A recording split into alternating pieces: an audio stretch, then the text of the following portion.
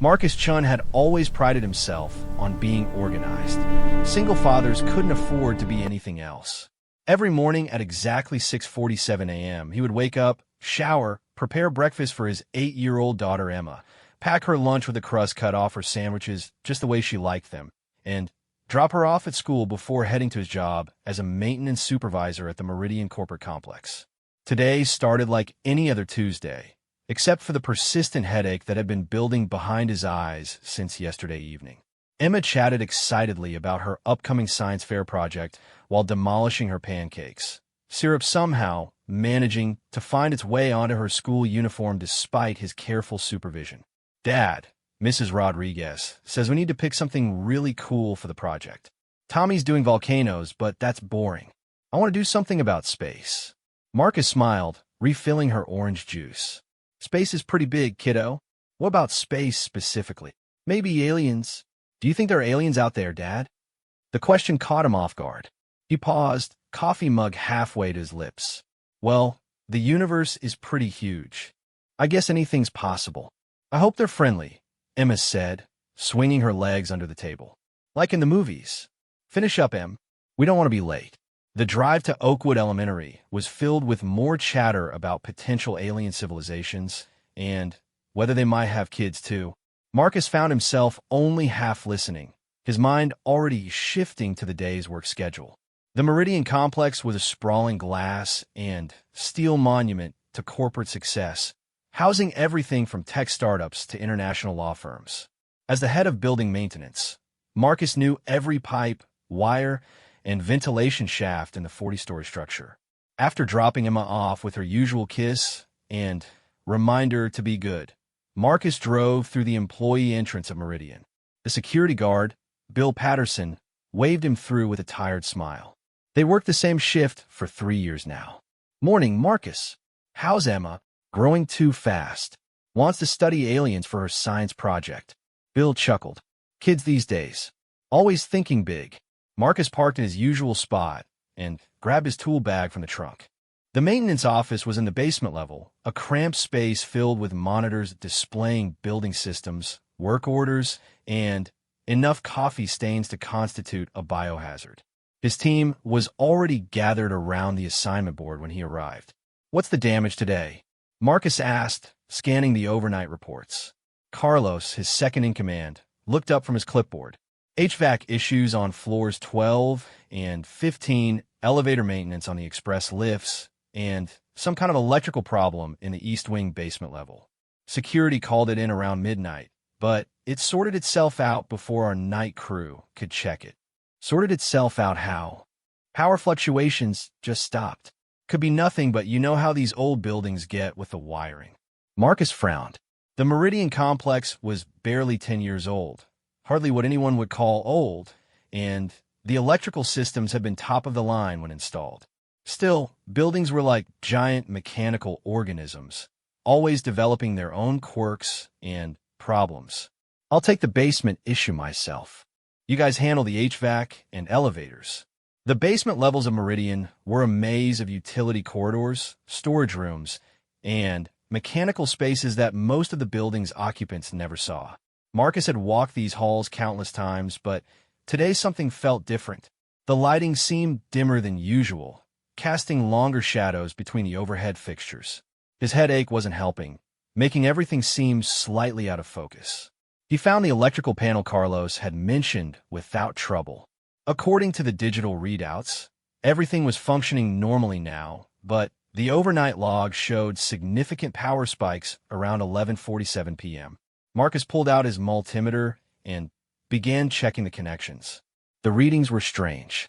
Not dangerous, exactly, but inconsistent in a way that didn't match any electrical problem he'd encountered before. The voltage fluctuations seemed to follow a pattern, almost like a rhythm.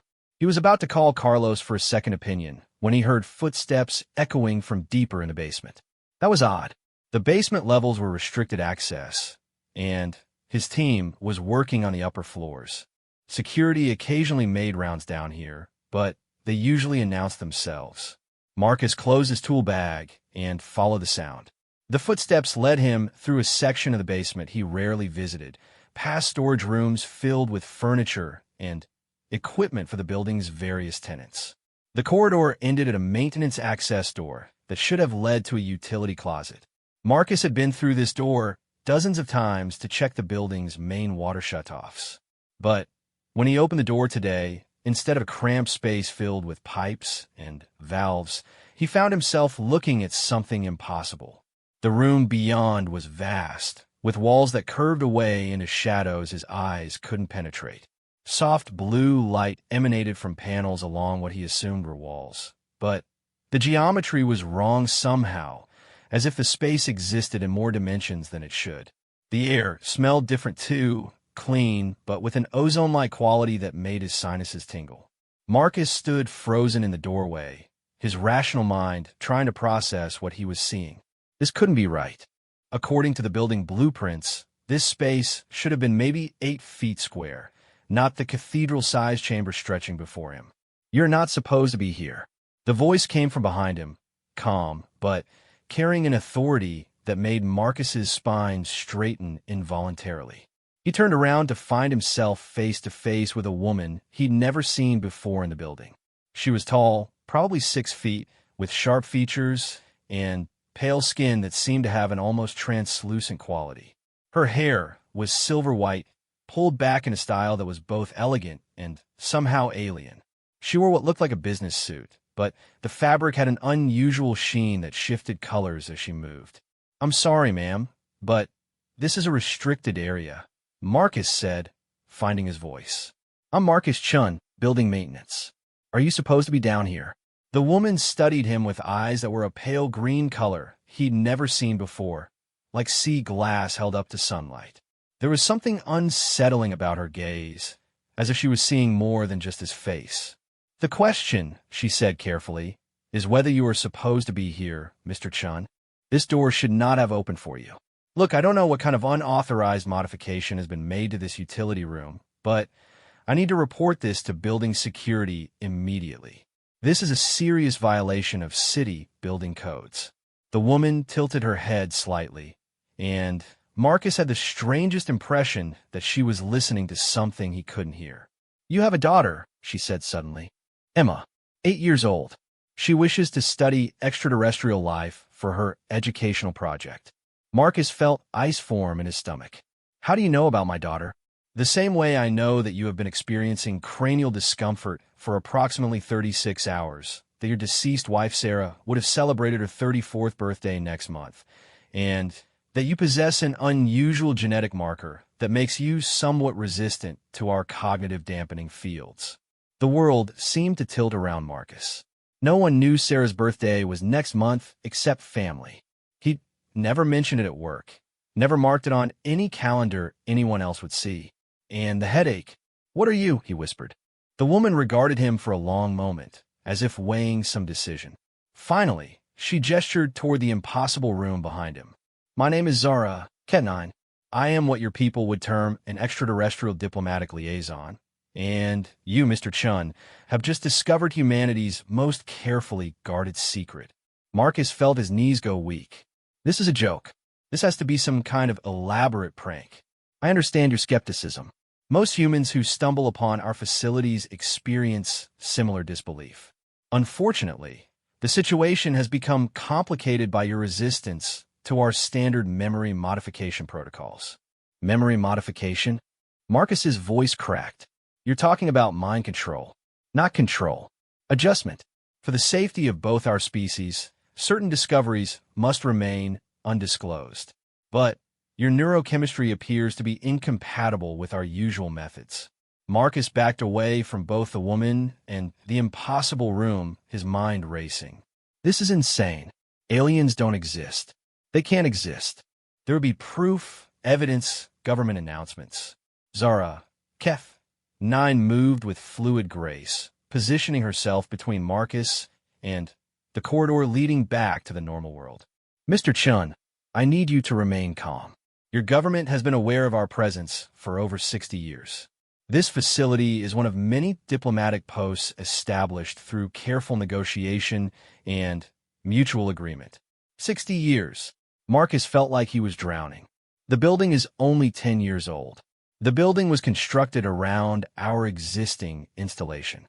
The Meridian Complex serves as convenient camouflage for our operations, while providing your people with advanced technologies that appear to be human innovations.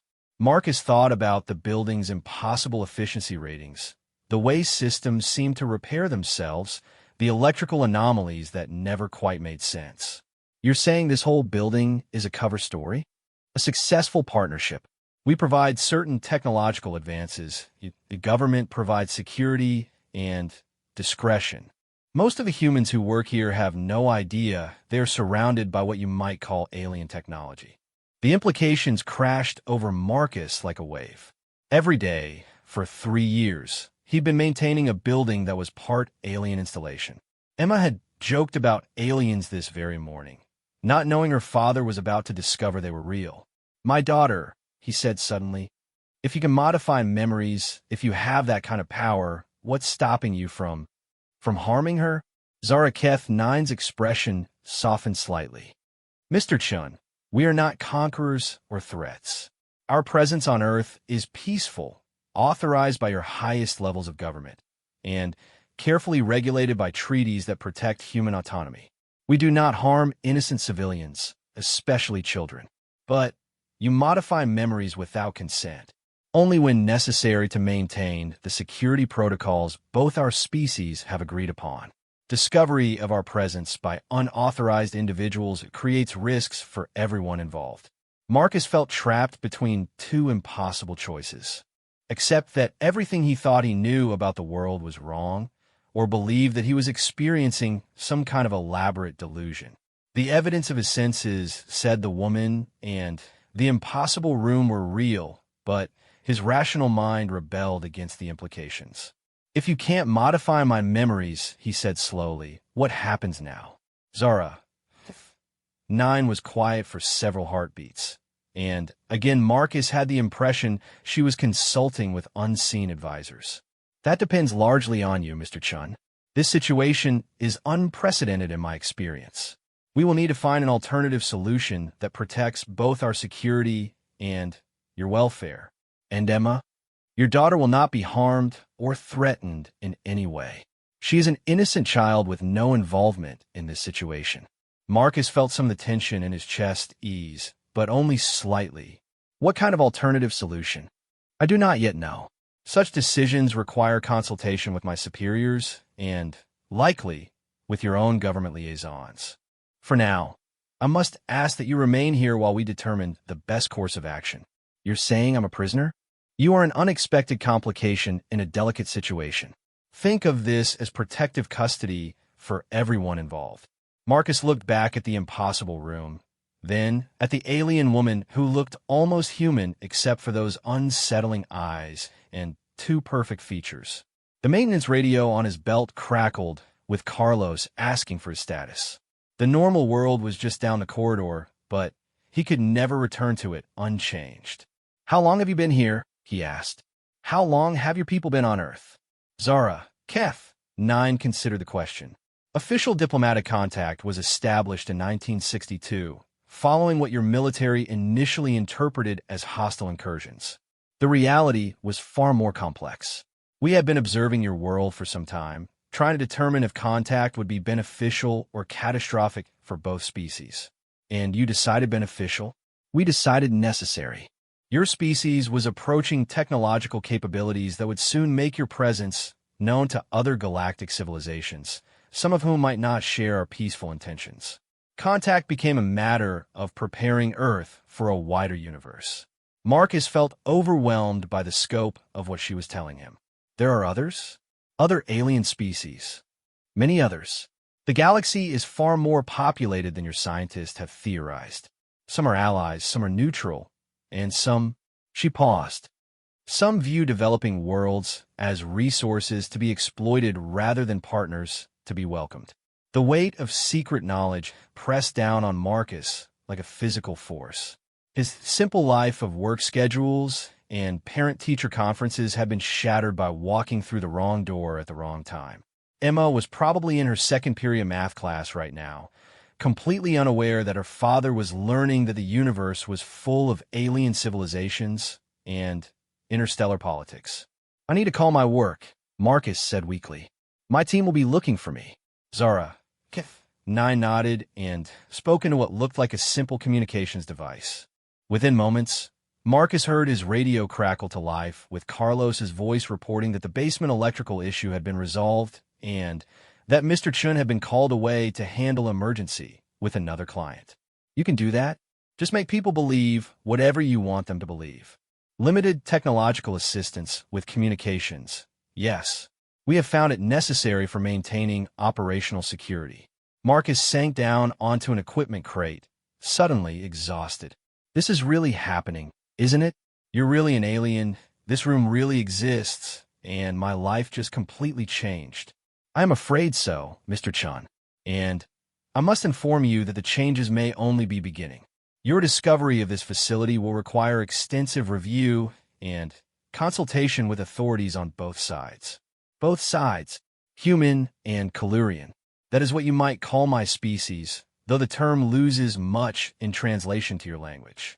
Marcus looked up at her, this being from another world who spoke English with only the slightest accent he couldn't place. What happens to people like me? People who find out by accident. It has not happened before, to my knowledge. Your resistance to memory modification is extremely rare, possibly unique. Most inadvertent discoveries are simply corrected. The implication sent another chill through Marcus. How many other people had stumbled onto evidence of alien presence on Earth, only to have their memories wiped clean? How many times had he himself forgotten things that didn't quite add up? Have you modified my memories before? Zara, Keth. Nine looked genuinely uncertain. I do not know. I have only been assigned to this facility for 6 of your months. But if you have encountered anomalous situations in the building previously, it is possible corrective measures were taken. Marcus thought back over 3 years of working at Meridian, tried to identify gaps or inconsistencies in his memories. There had been odd moments, equipment that seemed to fix itself, problems that resolved overnight without explanation. He'd always attributed them to the quirks of working in a complex building, but now he wondered. How many people know? He asked. How many humans are aware that your people exist? The exact number is classified information I am not authorized to share. But it includes select military personnel, certain government officials, scientists, and technical specialists who work directly with our technologies. And they all agreed to keep this secret. They understand the necessity. Premature disclosure could lead to panic, social disruption, or hostile actions by other galactic powers who prefer to keep developing worlds isolated until they are more easily controlled. Marcus was beginning to understand the scope of the situation. This wasn't just about hiding the existence of one alien species, but about protecting Earth from potentially hostile contact with others. The secret wasn't just about avoiding panic, but about survival. What do you want from Earth? He asked. What do your people get out of this arrangement? Zara, Kith. Nine moved to one of the blue light panels on the wall, and Marcus realized it was some kind of interface when she touched it, and information began flowing across its surface in symbols he couldn't read. Earth is strategically located along several important galactic trade routes, she said without looking away from the display. Establishing a diplomatic presence here secures those routes and provides us with a forward position for monitoring potentially hostile civilizations.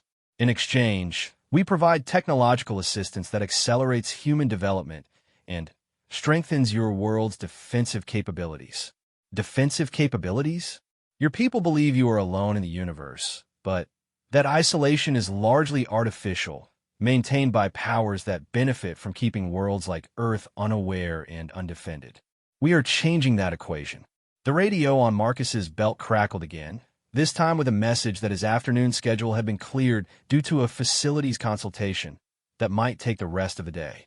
His normal life was being carefully managed by alien technology while he sat in an impossible room learning about galactic politics. My daughter, Marcus said suddenly. I'm supposed to pick her up from school at 3:30. If I don't show up, alternative arrangements will be made. She'll be safely delivered to her after-school care program and informed that you were delayed by work. You've already thought of everything, haven't you? Crisis management protocols exist for many scenarios, Mr. Chun. though I admit your particular situation is novel. Marcus stood up and walked to the edge of the impossible room, looking into the curved space that shouldn't exist. Can I ask you something personal? You may ask. Do you have children? Family? Zara, Keth. 9 was quiet for so long that Marcus thought she might not answer. Finally, she said, Kalurian social structures are different from human ones. But, yes, I have genetic offspring, though they are raised communally rather than in individual family units as humans prefer. Do they know what you do? That you work with aliens. They know I serve in the Diplomatic Corps. The specifics of my assignment are classified, even from family members. Marcus felt a strange connection to this alien woman, both of them serving roles that required them to keep secrets from the people they cared about. It must be lonely. Duty often requires sacrifice. I imagine you understand this, raising a child alone while maintaining demanding work responsibilities. The comparison caught Marcus off guard. He'd never thought of his life in terms of duty and sacrifice, just as the reality of being a single parent trying to provide for his daughter. But seen from the outside, from the perspective of someone whose entire career was built around protecting her people through secrecy and isolation, maybe it looked different. How long do I have to stay here? Marcus asked. Until my superiors determine how to proceed. I have already transmitted a priority communication regarding your situation.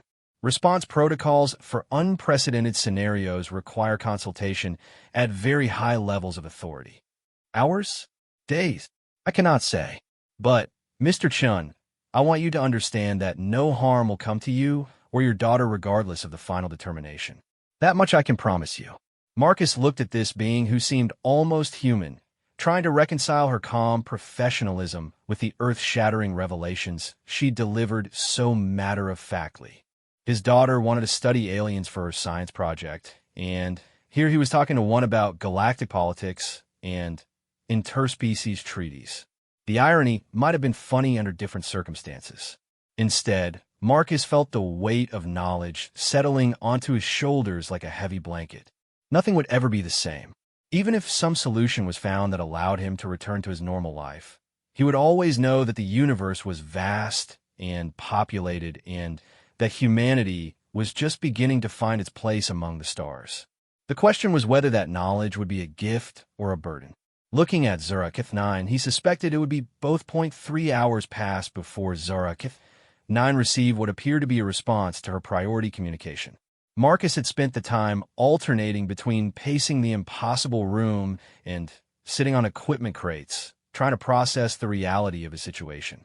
The space itself defied every law of physics he understood, with walls that seemed to curve away into infinity and lighting that had no visible source but cast no shadows. During the wait, Zurath 9 had answered dozens of his questions with patient professionalism. He learned that the Kalurian Diplomatic Corps had been preparing for eventual open contact with humanity for decades, that Earth's technological advancement was being carefully guided to prevent catastrophic mistakes, and that several major scientific breakthroughs of the past 60 years had actually originated from carefully released alien technologies. The Internet, Marcus had asked at one point, based on Kalurian communication protocols, though your people developed the implementation in ways we had not anticipated. Satellite technology, necessary for establishing global communication networks that could eventually interface with galactic systems. GPS, essential for navigation systems compatible with interstellar positioning networks. The scope of the deception was staggering. Humanity's rapid technological progress hadn't been the result of human ingenuity alone, but of careful guidance from alien mentors preparing Earth for eventual contact with a galactic community that apparently included both allies and enemies. When Zaraketh 9's communication device finally activated, she listened to a stream of sounds that were definitely not human language. The tones were musical but complex, with harmonics that seemed to carry multiple layers of meaning. Marcus found himself straining to understand, but the sounds were unlike anything in human speech. After several minutes, Zurath 9 responded in the same musical language, her voice taking on qualities he hadn't heard when she spoke English. The conversation continued for nearly 20 minutes, and Marcus could hear what sounded like multiple voices on the other end, suggesting some kind of conference call with her superiors. When the communication ended, Zara, Kith 9, turned to Marcus with an expression he couldn't quite read. The situation has become more complex than initially anticipated. Complex how? Your discovery appears to be part of a larger pattern. There have been 3 similar incidents in the past 6 months at different facilities worldwide. In each case, humans with unusual neurochemistry have proven resistant to standard memory modification protocols. Marcus felt his stomach drop. What happened to the other 3 people? That information is still being compiled, but the pattern suggests this may not be in random occurrence. You think someone is deliberately trying to expose your presence? It is one hypothesis under consideration. Alternative explanations include genetic mutations in the human population that are creating resistance to our technologies, or natural evolutionary changes that make your species more sensitive to our activities. Marcus walked to one of the light panels on the wall, watching symbols flow across its surface in patterns that seemed almost familiar, as if his brain was trying to make sense of an alien language. What does this mean for me? Several options are being discussed. The most conservative approach would be to detain you indefinitely at a secure facility until your resistance can be overcome or neutralized. Neutralized? Marcus spun around to face her. You mean killed? I mean your ability to retain unauthorized memories eliminated through medical intervention. Death would serve no purpose and would create additional complications. The casual way she discussed erasing his memories, or worse, sent ice through Marcus's veins. And the other options? Integration into the classified program. You would be briefed on the full scope of the Human-Kalurian Alliance, assigned to a position that utilizes your existing skills, and sworn to secrecy under both human and Kalurian law. Which would mean what exactly? You would become part of the maintenance staff for diplomatic facilities worldwide. Your daughter would be relocated to a secure community where children of classified personnel receive education and care. You would both be protected and provided for, but your freedom of movement and communication would be significantly restricted. Marcus felt his world tilting again. The idea of Emma being taken from her school, her friends, everything familiar, to live in some kind of government compound was unthinkable. She's 8 years old. She has a life, friends, a school she loves. She would receive excellent education and socialization with other children in similar circumstances. Many families find the transition easier than anticipated. Other families? The classified personnel program includes several thousand individuals worldwide. It is not as isolating as you might imagine. Several thousand people living secret lives, knowing about alien contact while the rest of humanity remained ignorant. Marcus tried to picture Emma growing up in such a community, always knowing she could never speak freely about her father's work or her own knowledge of the wider universe. You said several options. What are the others? Zara 9 hesitated, and Marcus could see her choosing her words carefully. There is a proposal that would be unprecedented in human-Kalurian relations. You would be invited to participate in a limited diplomatic exchange program. Meaning what? You would spend time at Kalurian facilities, both here on Earth and potentially elsewhere, learning about our civilization and technologies. In exchange, you would provide insights into human perspectives on contact and integration scenarios. The elsewhere caught Marcus's attention immediately. You're talking about leaving Earth. Possibly. The program would include cultural exchange opportunities that might require travel to Kalurian installations in this solar system and beyond. The magnitude of what she was suggesting hit Marcus like a physical blow. Space travel, alien worlds. His daughter's fascination with space and extraterrestrial life took on a surreal quality as he realized he might actually have the opportunity to experience things beyond anything in science fiction. But the cost would be everything familiar and safe in their lives. How long would this program last? The initial proposal suggests a 5-year commitment, with possible extensions based on the value of the exchange and the developing political situation. 5 years. Marcus sank down onto a crate, overwhelmed. Emma will be 13 when it ended. Those are crucial years in a kid's development. She would receive educational opportunities no human child has ever had access to. Language instruction in galactic standard communications, exposure to sciences and technologies centuries ahead of current human capabilities, personal interaction with species from across known space. The opportunity was incredible, but Marcus couldn't shake the image of his daughter missing birthday parties and school plays and all the normal childhood experiences he'd been working so hard to provide since Sarah's death. And if I refuse all of these options? Zara Keth 9's expression became carefully neutral. That possibility is still under discussion. The implications were clear enough. Refusing cooperation might not be an option at all. Marcus's radio crackled again, and he heard Carlos reporting that the day's work had been completed and the crew was heading home. The normal world continued without him, unaware that one of its inhabitants was sitting in an alien facility making decisions that would affect the future of human extraterrestrial relations. "Can I ask you something?" Marcus said. "If positions were reversed, if you accidentally discovered a secret human facility on your world, what would your people do?" An interesting hypothetical. Kalurian society values collective security over individual autonomy more than human culture does. An unauthorized discovery would likely result in immediate memory adjustment, or, if that proved impossible, permanent relocation to ensure security. So what we're discussing isn't actually that different from what you'd expect from your own people. The methods are similar. The justifications are different. We are protecting Earth from premature contact with galactic powers that might exploit or harm your world. The secrecy serves humanity's interests as much as our own. Marcus found himself considering the alien perspective more seriously. If hostile extraterrestrials existed, if Earth really was vulnerable to exploitation by more advanced civilizations, then maybe the secrecy was justified. Maybe the loss of individual freedom was worth the protection of the entire species.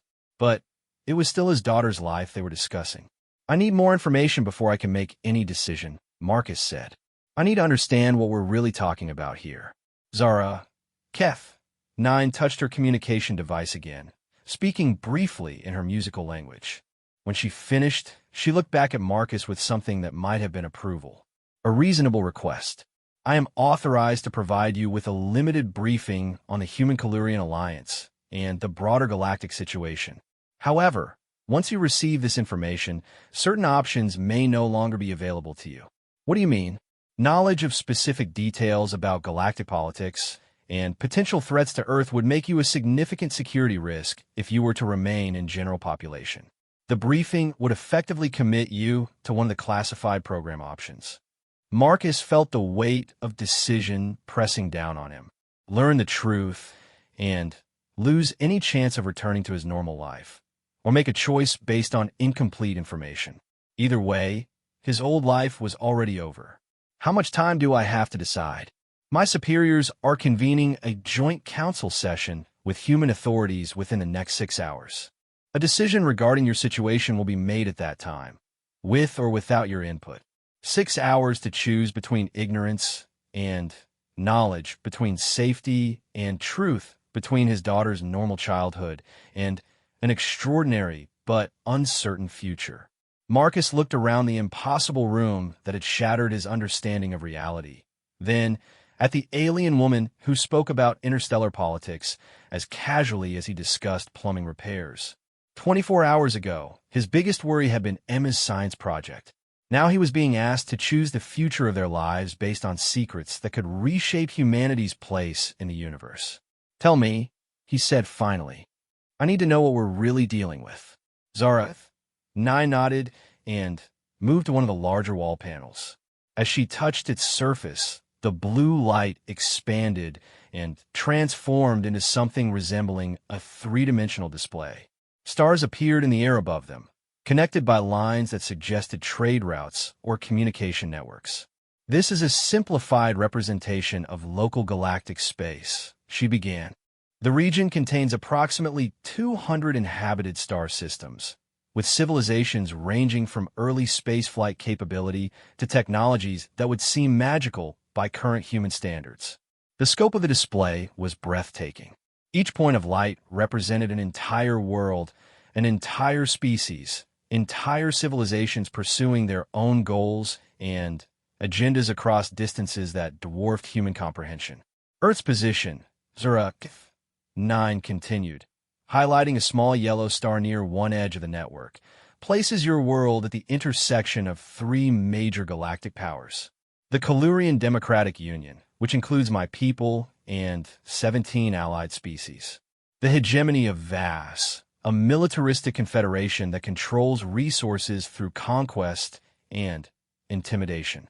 And the Trade Consortium, a loose alliance focused on economic exploitation of developing worlds. Marcus studied the display, trying to understand the implications. And they all know about Earth? All three powers are aware of your world's existence and rapid technological development.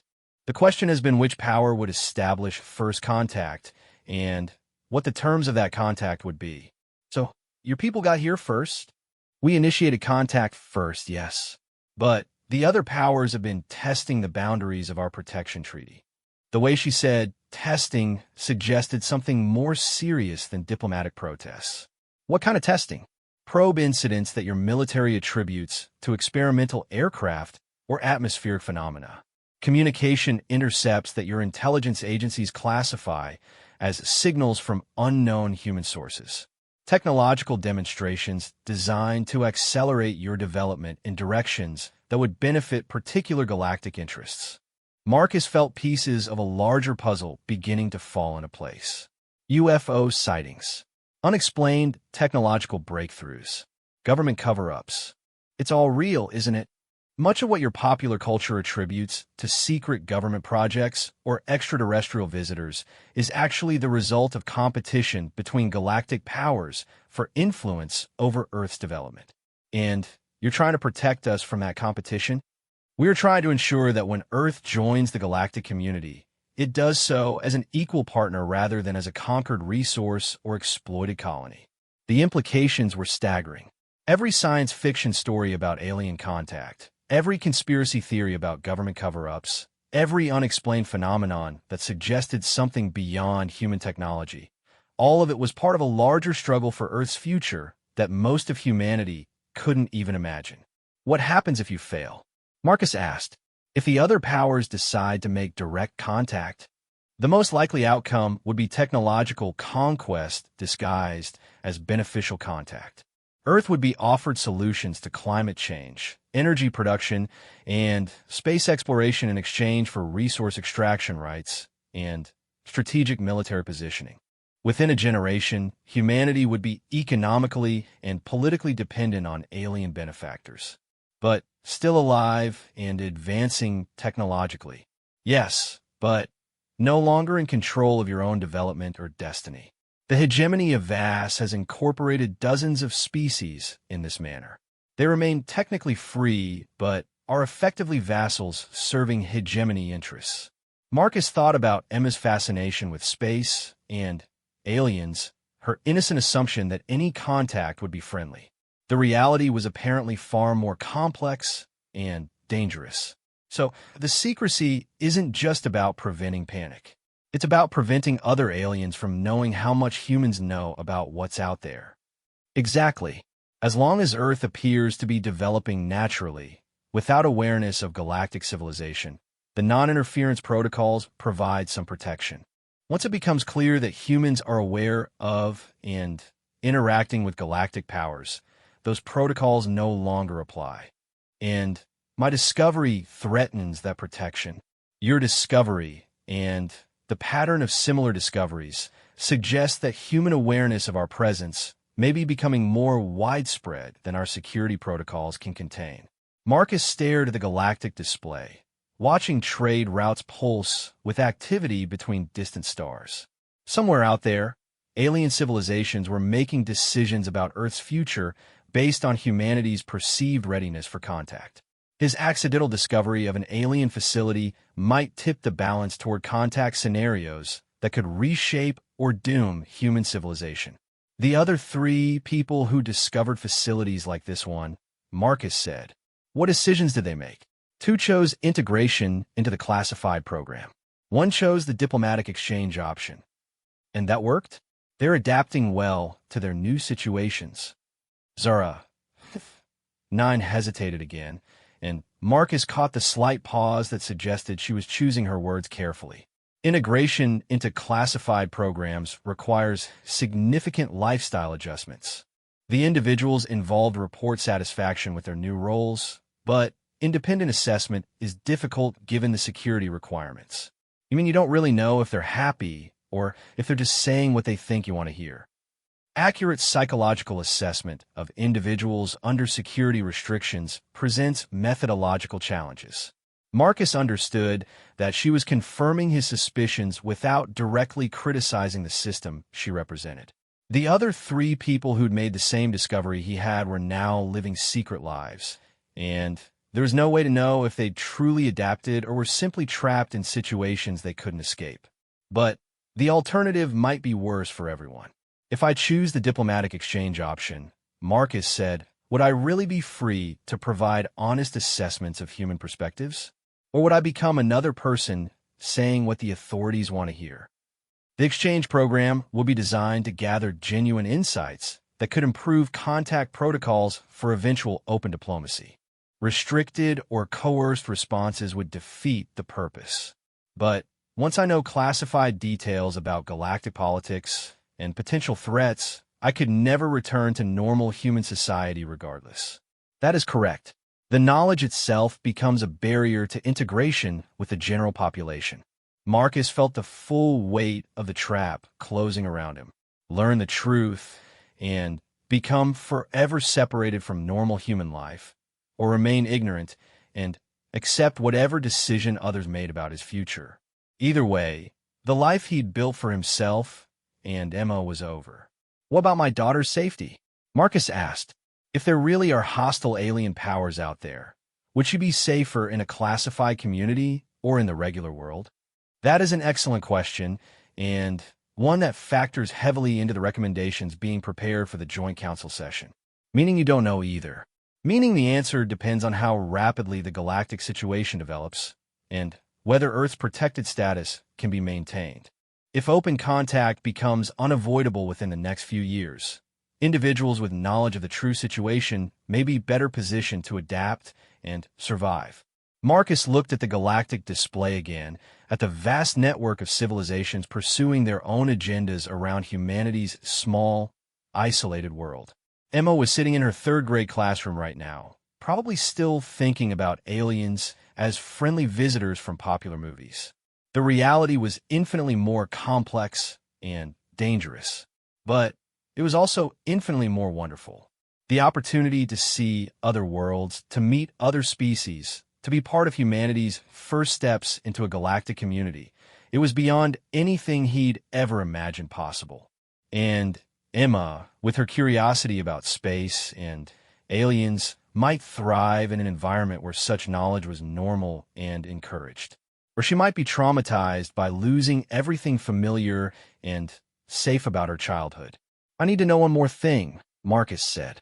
If I choose the exchange program, if I commit to learning about galactic civilization, is there any possibility that the knowledge could eventually become public?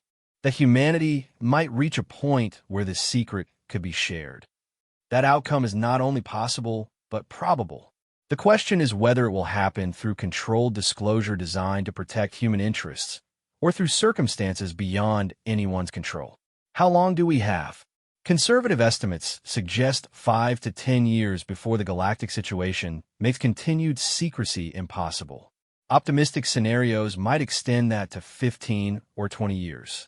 Emma would be in her 20s or 30s when the truth became public knowledge.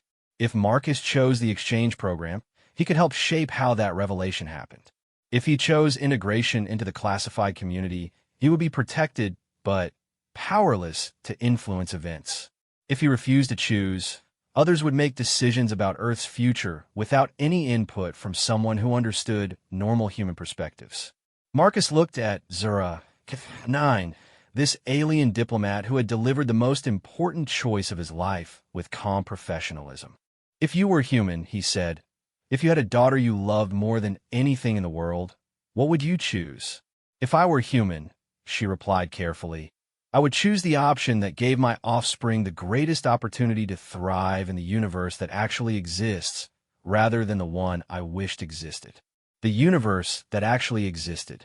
Not the safe, predictable world Marcus had been trying to provide for Emma, but a vast, complex galaxy full of both opportunities and dangers that humanity was only beginning to understand. Perhaps it was time to stop, try to protect his daughter from that reality, and start preparing her to thrive in it. "I need to see the briefing," Marcus said. "All of it. I need to understand what we're really dealing with before I can make this choice." Zara, Kef, 9 touched her communication device again, and Marcus could hear approving tones from the other end. When she finished, she looked at him with something that might have been respect. "The full briefing will require several hours and will include classified information that will permanently change your security status. Are you certain you wish to proceed?"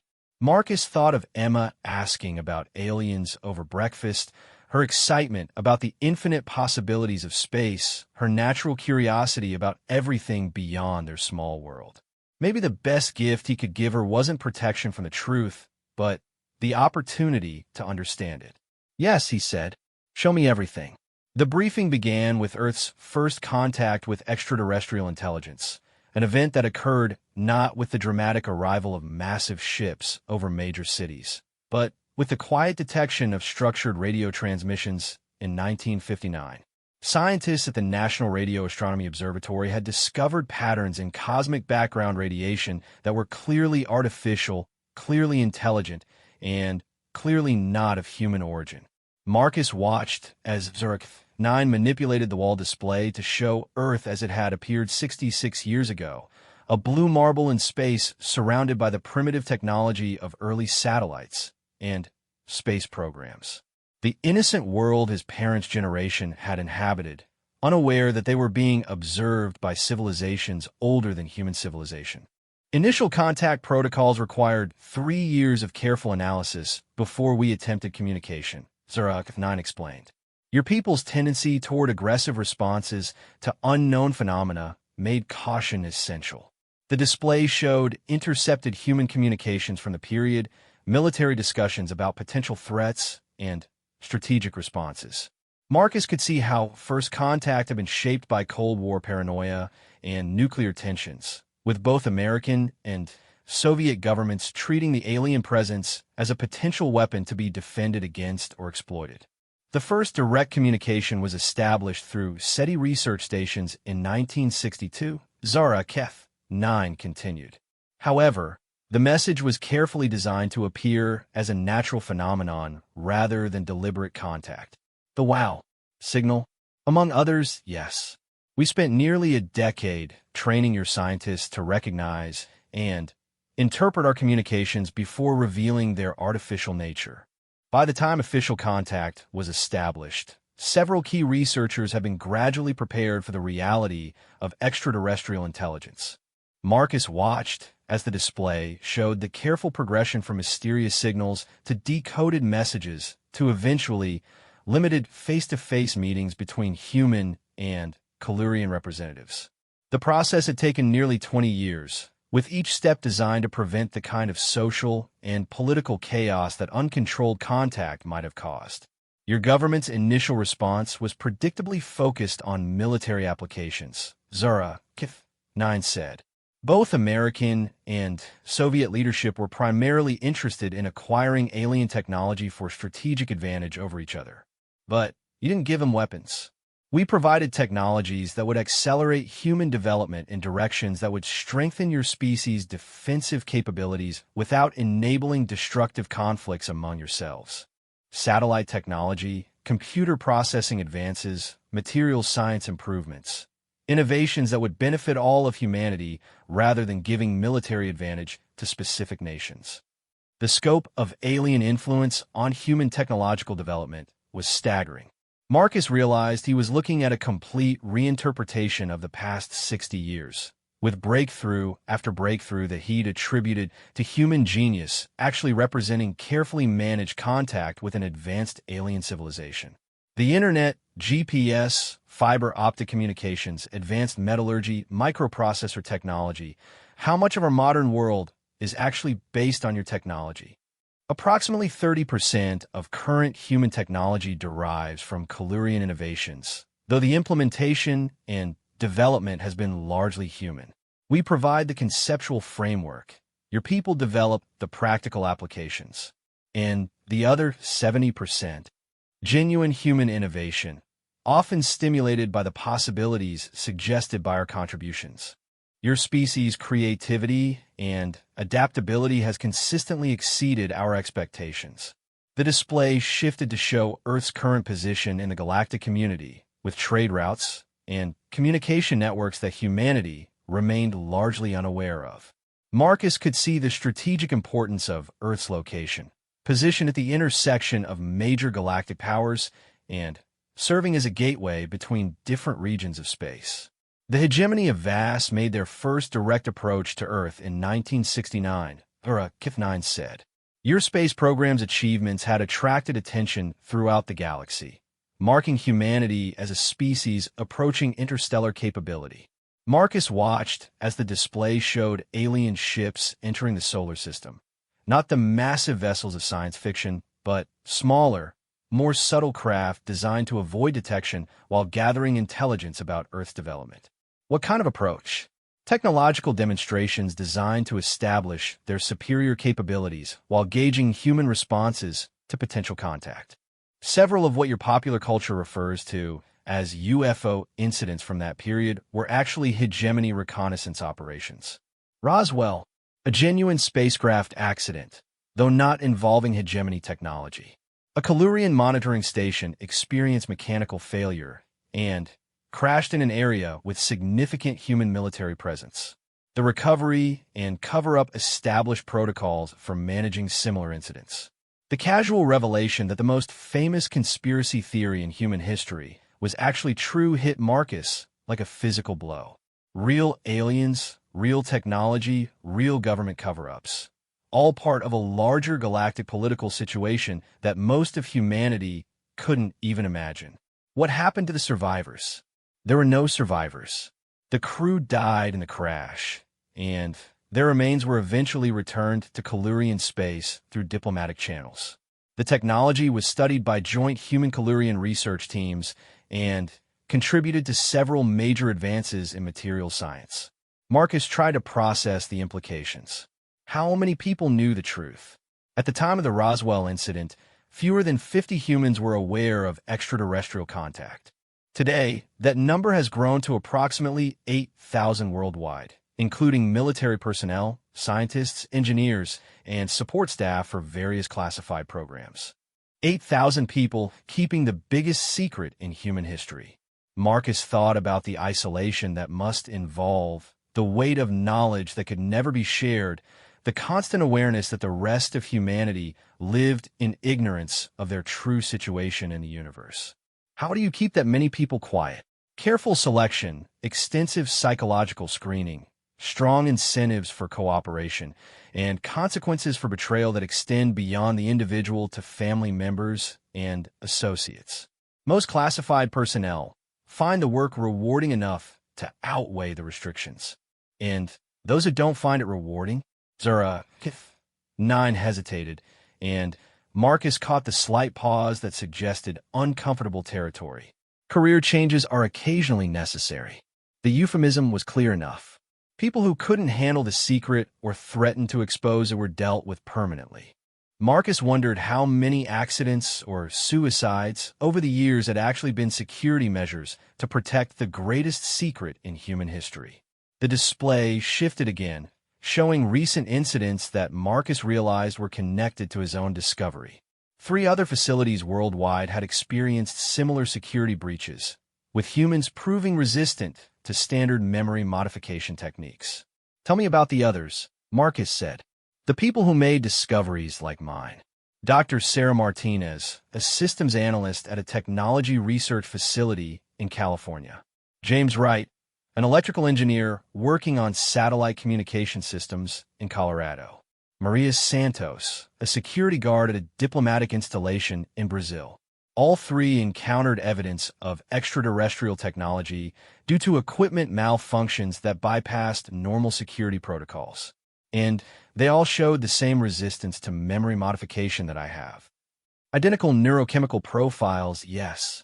Initial analysis suggested genetic markers associated with enhanced pattern recognition and resistance to suggestion. However, further investigation has revealed a more complex situation.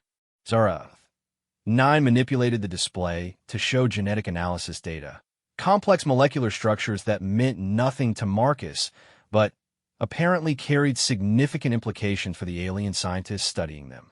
The resistance appears to be linked to specific gene sequences that have become more common in the human population over the past 3 generations. Sequences that were extremely rare prior to 1960. Since first contact, exactly. The hypothesis currently under investigation suggests that exposure to Kalurian technology and presence may be triggering evolutionary adaptations in human neurology. The implications hit Marcus like ice water. You're saying contact with your people is changing human biology? We are saying that human biology appears to be adapting to the presence of technologies and energy fields associated with our operations. Whether this represents natural selection, induced mutation, or some form of directed evolution is still under investigation. Marcus felt another piece of his understanding of reality shift. Not only had aliens been secretly influencing human technological development, but their presence might be actively changing human evolution. The implications for the future of both species were staggering. How many people might be affected? Current models suggest that resistance to standard memory modification could affect up to 12% of the human population within the next decade. The percentage may be higher among individuals with regular exposure to areas where our technology is concentrated, like people who work in buildings constructed around alien facilities. Zurich 9 confirmed. Marcus thought about his 3 years at the Meridian Complex, his daily exposure to systems that were part alien technology. How much of his neurochemistry had been changed by that exposure? How much of Emma's, given that she'd visited his workplace dozens of times? Is this change dangerous? Are we talking about human evolution or human contamination? Analysis suggests enhancement rather than degradation. Individuals showing the neurochemical changes demonstrate improved pattern recognition, enhanced intuitive problem-solving abilities, and increased resistance to psychological manipulation. These could be considered beneficial adaptations for contact with galactic civilization. But they also make people harder to control. They make people harder to deceive, Zara 9 corrected, which presents challenges for maintaining security protocols, but may represent necessary preparation for eventual open contact. The display shifted to show population model for the spread of the genetic changes, with projections that made Marcus's breath catch. Within 20 years, a significant percentage of humanity could be neurologically resistant to the kind of memory modification that had kept alien contacts secret for decades. The secrecy can't last much longer, can it? Our analysis suggests that current security protocols will become increasingly difficult to maintain over the next 5 to 10 years. The question is whether we can manage a controlled disclosure before uncontrolled discovery makes the situation chaotic. And that's why my situation is so important. I'm not just an individual security breach. I'm a preview of what's coming. You are a test case for protocols that may need to be applied to thousands of similar situations in the near future. Marcus stared at the population projections, imagining the chaos that could result from widespread discovery of alien presence without proper preparation. Government reactions, religious responses, economic panic, social upheaval, all the fears that had justified secrecy for 60 years, but compressed into a time frame that might not allow for gradual adaptation. What happens if controlled disclosure fails? If people find out before you're ready? Analysis of historical precedents from other worlds suggests several possible outcomes, none of them optimal. social fragmentation along lines of those who accept versus those who deny the reality of extraterrestrial contact. Political instability as governments struggle to maintain legitimacy after revelations of decades of deception. Economic disruption as the implications of alien technology reshape entire industries overnight. And those are the good outcomes. Those are the manageable outcomes. Less favorable scenarios include religious extremism that views alien contact as demonic influence, militant nationalism that demands aggressive responses to perceived threats, or social collapse as fundamental assumptions about human uniqueness and destiny are shattered. The scope of the challenge was overwhelming. Keeping alien contact secret had protected humanity from galactic threats, but had also created a situation where eventual disclosure could be almost as dangerous as the threats themselves. What about the other galactic powers? How do they factor into this timeline?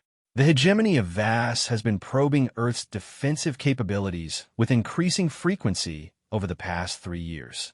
Intelligence suggests they may be preparing for direct intervention if they determine that human technological advancement poses a threat to their regional dominance.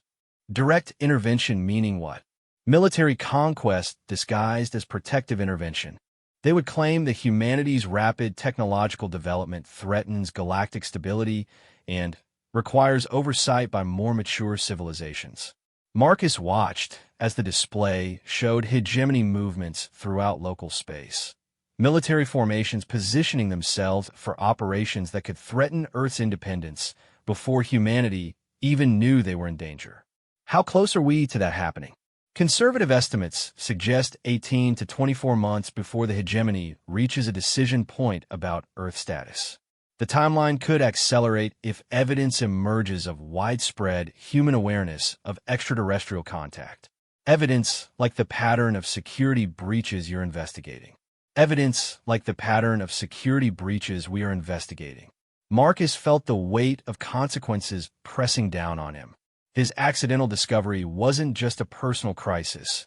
It was potentially a trigger for conflicts that could determine whether humanity survived as an independent species or became a vassal of alien overlords.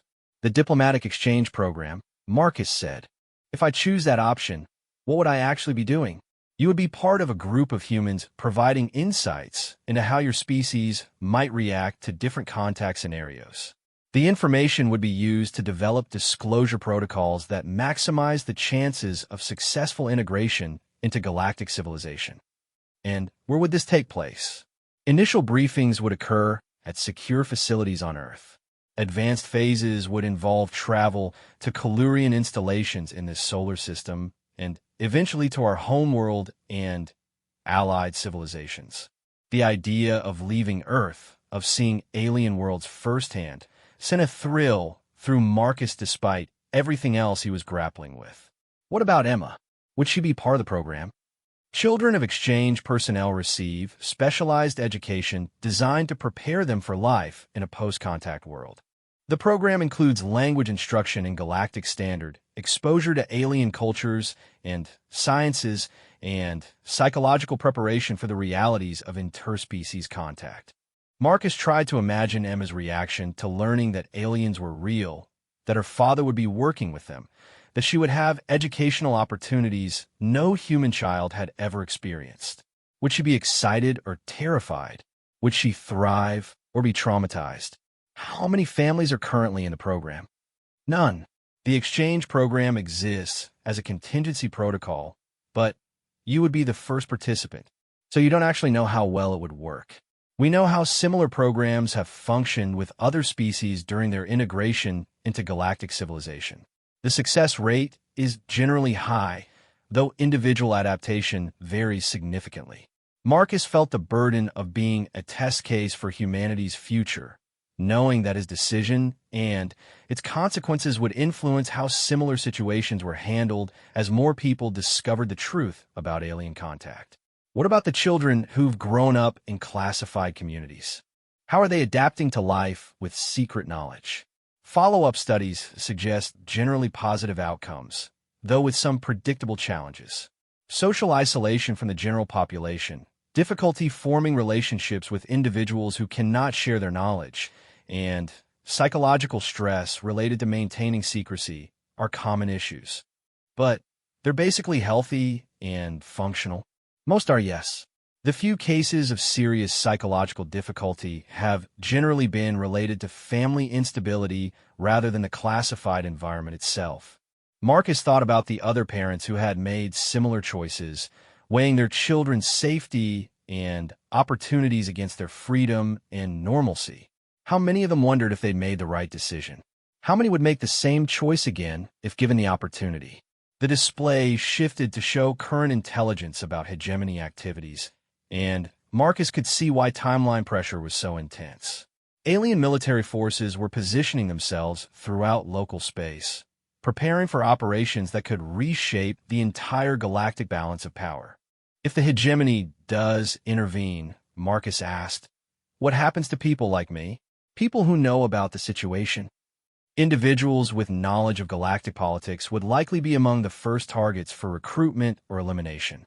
The hegemony prefers to control sources of information rather than suppress them entirely.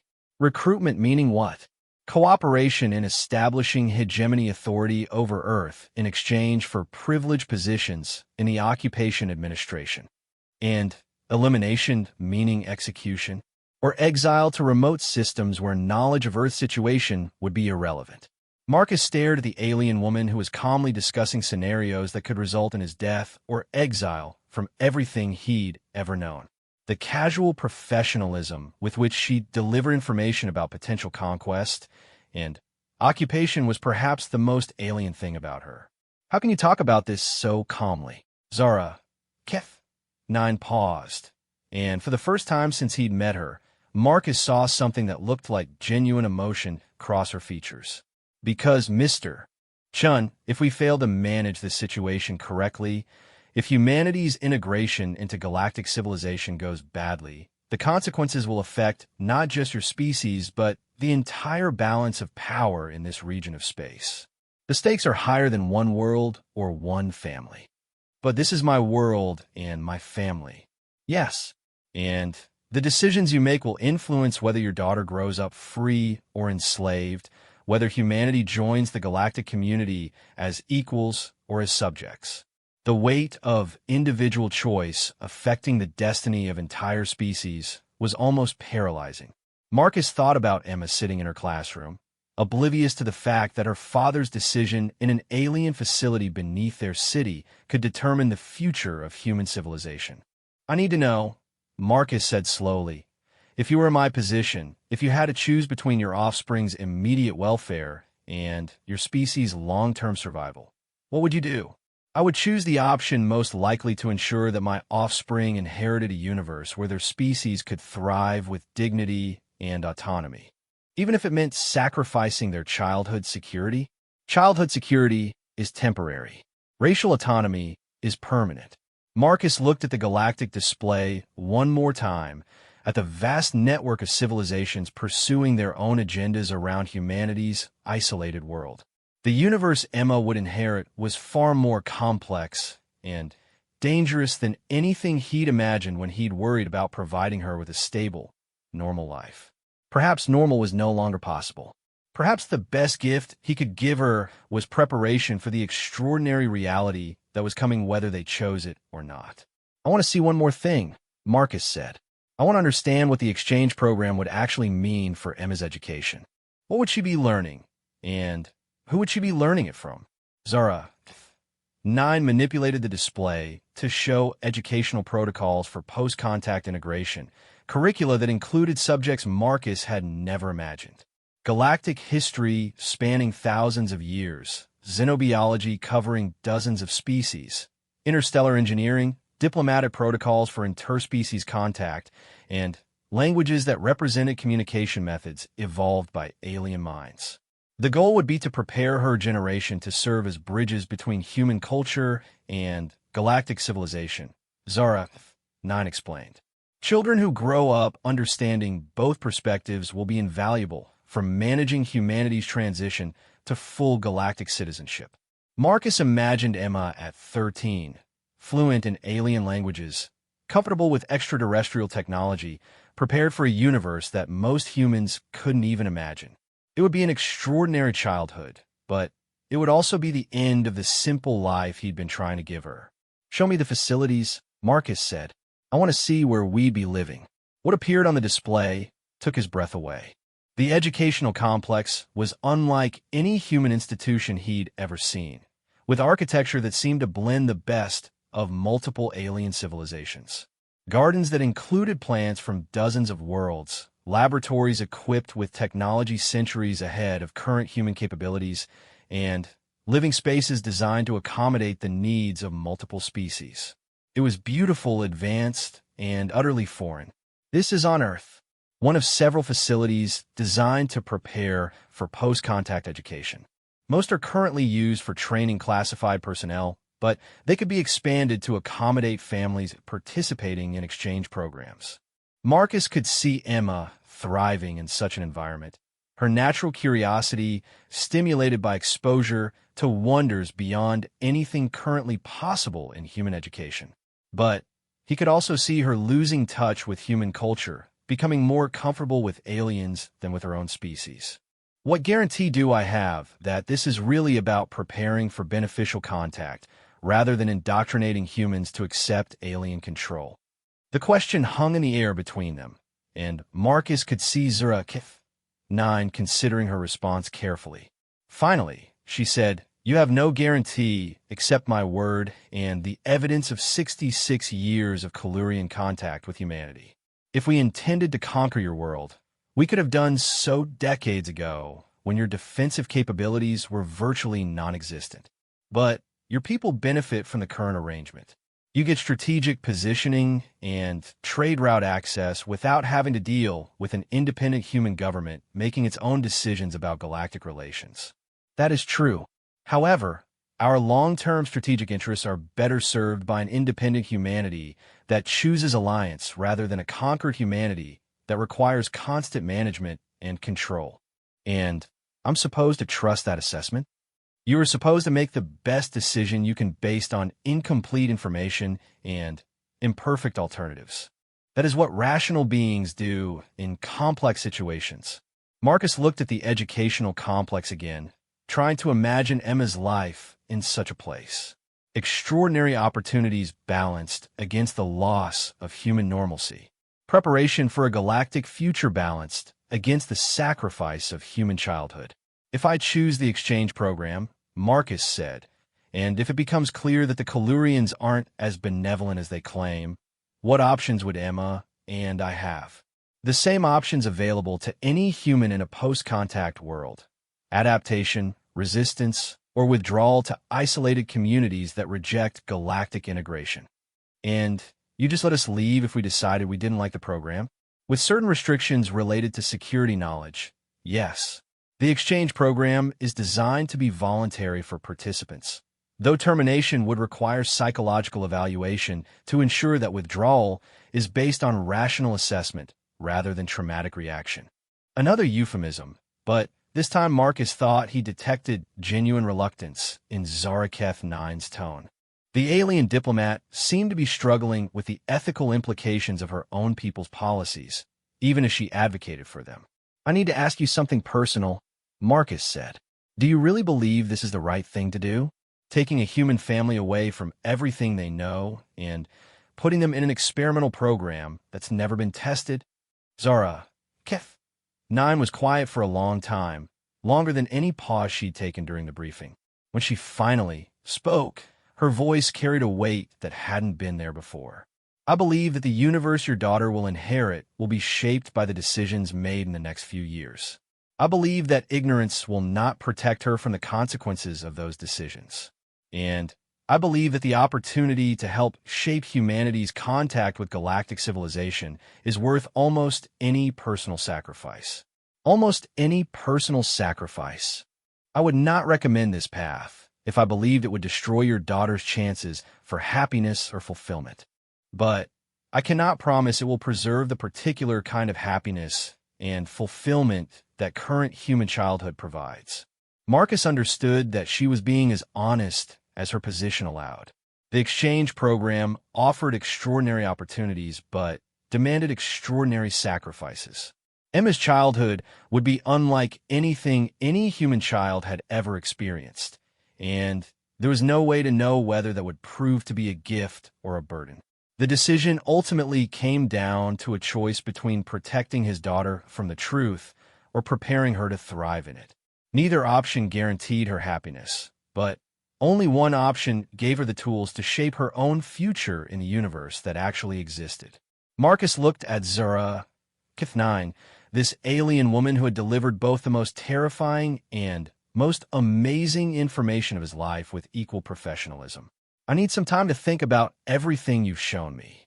Of course. However, I should inform you that the joint council session will convene in approximately 90 minutes. A decision regarding your situation will be made at that time. 90 minutes to choose the future of his family's life based on secrets that could reshape human civilization. Marcus felt the weight of individual choice in the face of cosmic consequences. But for the first time since he'd opened the wrong door that morning, he thought he understood what the right choice might be. Marcus spent the next hour alone in the impossible room, staring at the galactic display, while wrestling with the most important decision of his life. Zura Kith9 had withdrawn to coordinate with her superiors, leaving him with a weight of knowledge that felt almost physical in its intensity. He thought about Emma's excitement that morning, her innocent questions about aliens and space. How could he explain to an 8-year-old that her casual curiosity had become the foundation for reshaping their entire existence? How could he make her understand that the universe was both more wonderful and more dangerous than anything she'd imagined? The communication device Kith9 had left with him crackled to life, and Marcus heard his own voice reporting to Carlos that the electrical issue had been resolved and that he was handling some additional maintenance requests that might keep him late. The casual deception of his normal life continuing without him was surreal. When Zura Kith9 returned, her expression was more serious than before. The joint council session has reached some preliminary conclusions. However, there have been developments that affect your situation. What kind of developments? Intelligence reports suggest that the hegemony of VAS is accelerating their timeline for Earth intervention. Recent probe activity has increased dramatically, and communication intercepts indicate preparation for what they term protective stabilization of your world. Marcus felt ice form in his stomach. How much time do we have?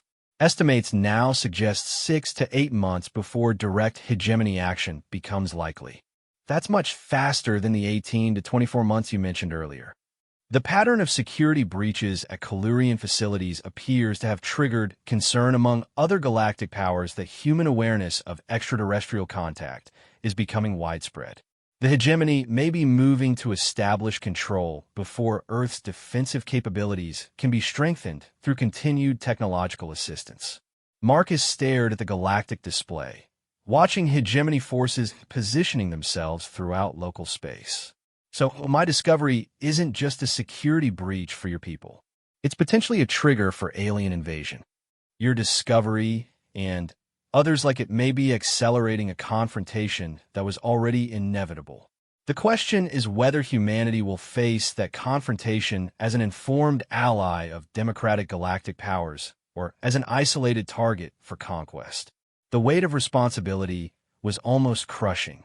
Marcus had spent his life trying to provide stability and security for his daughter, and now his accidental discovery of alien contact might be putting not just Emma, but all of humanity in danger. What are the options now? The Joint Council has developed 3 scenarios.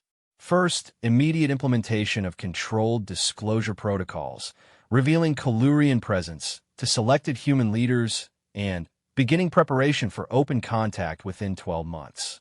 What would that mean for people like me? Individuals with unauthorized knowledge would be integrated into the disclosure process as liaison specialists, helping to manage human reactions to contact revelation. And the risks? Social and political chaos as fundamental assumptions about human isolation in the universe are shattered. Economic disruption, as the implications of alien technology reshape global markets overnight. Religious and cultural upheaval, as belief systems struggle to incorporate the reality of extraterrestrial intelligence. Marcus thought about the scope of such changes. Every government, every military, every religious institution suddenly forced to acknowledge that humanity wasn't alone and had been under alien observation for decades. The panic alone could destabilize civilization. What's the second scenario? Accelerated preparation for hegemony intervention. Massive increase in technological assistance to strengthen Earth's defensive capabilities, combined with establishment of overt military alliance with Kalurian forces. Meaning open war, meaning preparation for potential conflict with superior forces that view Earth as a strategic asset to be controlled rather than an independent world to be protected. The idea of Earth becoming a battleground between competing alien civilizations was terrifying. Marcus imagined massive spacecraft fighting in orbit while humanity cowered on the surface, helpless to influence the outcome of battles that would determine their species' future. And the third scenario? Zara 9 hesitated, and Marcus could see her choosing her words carefully. Strategic withdrawal of Kalurian presence and termination of all contact protocols. Abandoning Earth? Allowing your world to face whatever consequences emerge from galactic contact without Kalurian protection or assistance. Marcus felt the implications hit like a physical blow. You just leave us to deal with the hegemony alone? The theory is that removal of Kalurian presence might reduce Earth's strategic importance to other galactic powers, making direct intervention less likely, but also leaving us defenseless if they decide to intervene anyway. The calculated abandonment of humanity was perhaps more chilling than the threat of conquest. At least conquest implied that Earth had some value worth fighting for. Abandonment suggested that protecting humanity wasn't worth the cost to alien allies. Which scenario does the Council favor? Opinion is divided. Kalurian leadership favors the accelerated preparation scenario, believing that defensive alliance offers the best chance for long-term human independence. Human authorities are split between immediate disclosure and strategic withdrawal, with strong resistance to any option that might trigger open conflict. Marcus understood the political realities. Alien contact was an external threat, but revealing it to the public was a threat to every human government that had participated in keeping the secret. Political leaders would naturally prefer options that didn't require admitting decades of deception to their own people. What about the people like me? The ones who discovered the truth accidentally? That factor is driving much of the urgency around decision-making. The pattern suggests that within 6 months, unauthorized discoveries could become too widespread to manage through traditional security protocols, meaning the secret will come out whether anyone wants it to or not. Marcus looked at the galactic display again, trying to comprehend the scope of forces converging on Earth's future. Political, military, and social pressures building toward a crisis that could reshape human civilization or destroy it entirely. Where does the exchange program fit into these scenarios? In the controlled disclosure scenario, exchange participants would serve as cultural ambassadors, helping to manage human adaptation to galactic contact. In the accelerated preparation scenario, they would provide intelligence about human psychology and social dynamics that could be crucial for defense planning. And in a strategic withdrawal scenario, exchange participants would be evacuated to Kalurian space, preserving a sample of human culture and knowledge in case Earth civilization doesn't survive the transition to galactic contact. The casual mention of evacuating a few humans while leaving the rest of humanity to face an uncertain fate sent anger flashing through Marcus. You're talking about abandoning billions of people while saving a handful of specimens. We're talking about preserving human knowledge and culture in case the worst-case scenarios prove accurate. It would not be abandonment, but rather assurance that human civilization survives even if Earth does not. And you choose who gets saved based on what criteria? Usefulness to alien interests. We would choose based on who could best represent human diversity and knowledge, ensuring that future human communities could rebuild and thrive in galactic civilization. Marcus felt sick at the calculation inherent in such decisions. Emma would likely be considered valuable for evacuation, a child who could grow up fully integrated with alien culture, serving as a bridge between human and galactic civilization. But what about his neighbors, Emma's classmates, the millions of people who would never even know they were in danger? How can you discuss this so casually? You're talking about the potential extinction of my species. For the first time since he'd met her, Zara 9 showed clear emotion. Her perfect composure cracked slightly, and Marcus could see something that might have been grief or guilt in her pale green eyes. Mr. Chun, I have studied human culture and psychology for years. I have read your literature, observed your art, analyzed your social structures. I have come to appreciate what makes your species unique and valuable. The possibility that we might fail to protect that uniqueness is not something I discuss casually. But you'd still choose to save a few rather than risk your own people trying to save everyone. If the choice becomes save a few or lose everyone, yes. That is what rational survival planning requires. Marcus understood that she was being honest about alien priorities, but the honesty made it worse rather than better. Humanity was valuable to the Kalurians, but not valuable enough to risk their own civilization protecting. What would happen to the evacuated humans? What kind of life would they have in alien space? They would be settled on worlds suitable for human habitation, with full citizenship rights in Kalurian society. Their descendants would be free to return to Earth if and when it becomes safe for human civilization. How long might that take? Decades, possibly centuries. It would depend on the galactic political situation and Earth's ability to recover from whatever crisis leads to evacuation. Marcus tried to imagine Emma growing up on an alien world, speaking alien languages, adapting to alien customs, while retaining only fragments of human culture. Would she still be human in any meaningful sense? Would her children understand what they'd lost? The council needs to know my decision soon, doesn't it? The joint session will conclude within 30 minutes. Your choice will influence how the council weighs the various scenarios. Ow! If you choose integration into classified programs, it suggests that human adaptation to galactic contact can be managed through traditional security protocols. If you choose the exchange program, it suggests that more extensive preparation for open contact is necessary. If you refuse all cooperation, it suggests that humans can't be trusted with galactic contact information. It suggests that coercive measures might become necessary to maintain essential security protocols. Marcus heard the threat beneath the diplomatic language. Refusal to cooperate wasn't really an option. The choice was between different forms of cooperation, not between cooperation and freedom. But that had been true from the moment he'd opened a wrong door that morning. The illusion of choice was just another form of management, another way of making humans feel like they had some control over situations that were actually determined by forces beyond their comprehension. Can I ask you one more personal question? Yes. Do you believe humanity deserves to survive as an independent species? Zara 9 was quiet for a long moment, and Marcus could see her considering not just the question, but whether she should answer it honestly. I believe humanity has qualities that make you valuable additions to galactic civilization. Your creativity, adaptability, and emotional complexity offer perspectives that many other species lack. But independence is not a matter of deserving. It is a matter of capability.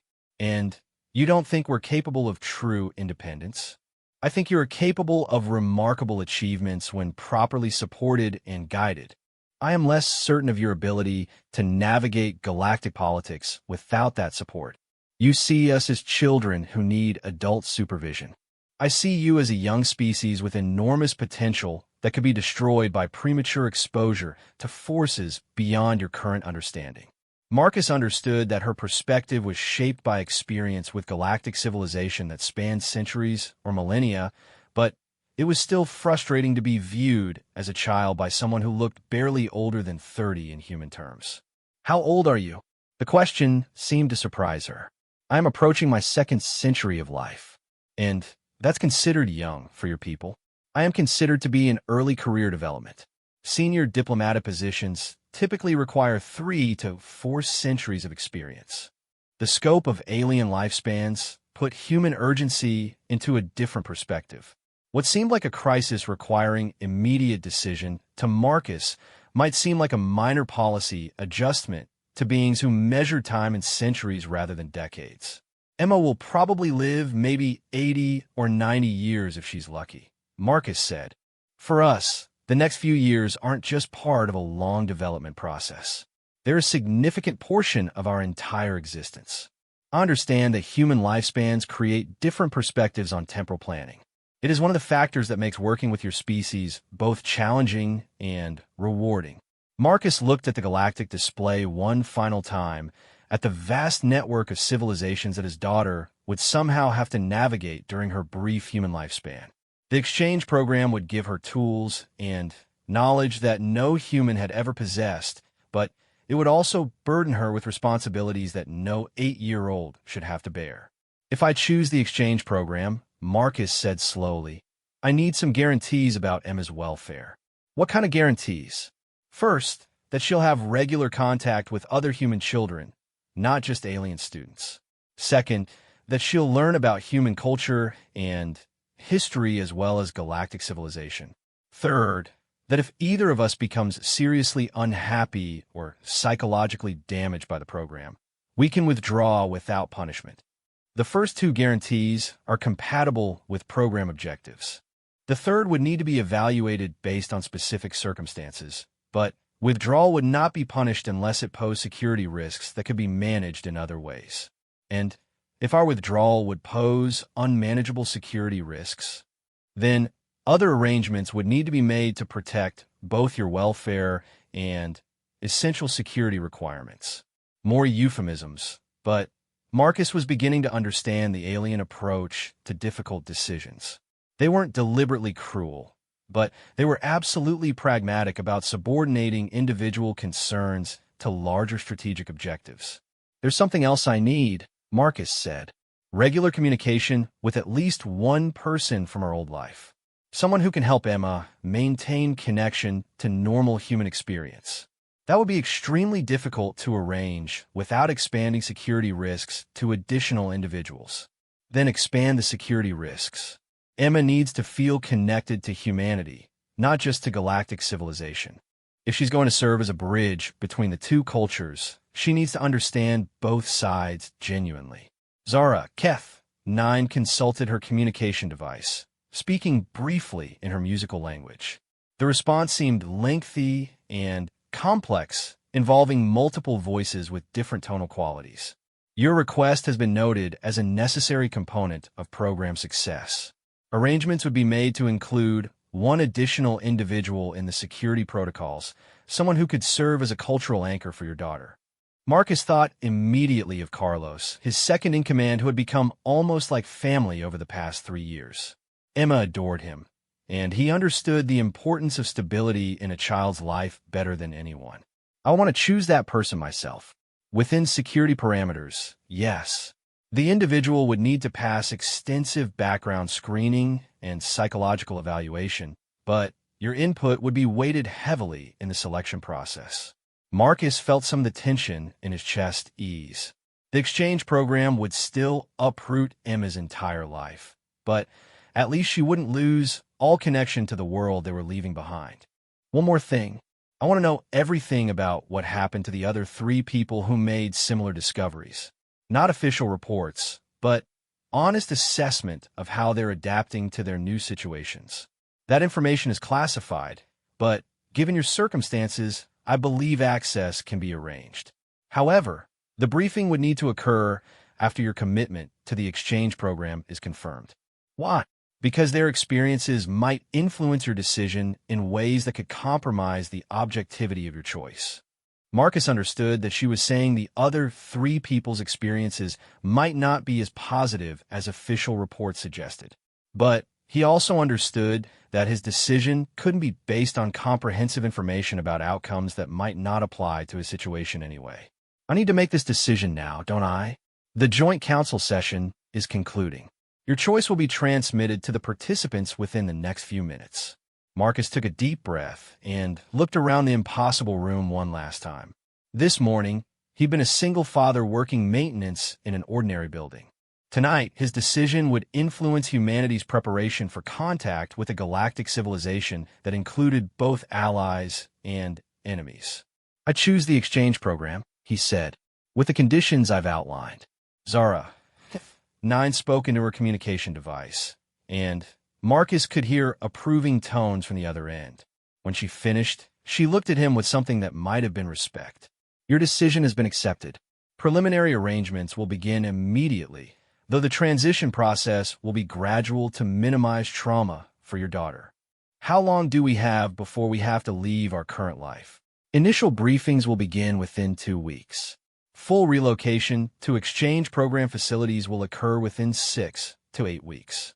2 months to prepare Emma for the end of everything she'd ever known and the beginning of an extraordinary adventure that would shape the rest of her life. Marcus wondered how he would explain it to her, how he would make her understand that they were about to become part of humanity's first steps into a universe filled with wonders and dangers beyond imagination. What happens now? Now you return to your normal routine while arrangements are made for the transition. Your work schedule will be adjusted to accommodate briefing sessions, and cover stories will be prepared to explain any unusual absences. And Emma, she will continue her normal school and activities until the transition begins. Psychological specialists will be consulted about the best approaches for preparing a child her age for the realities of galactic contact.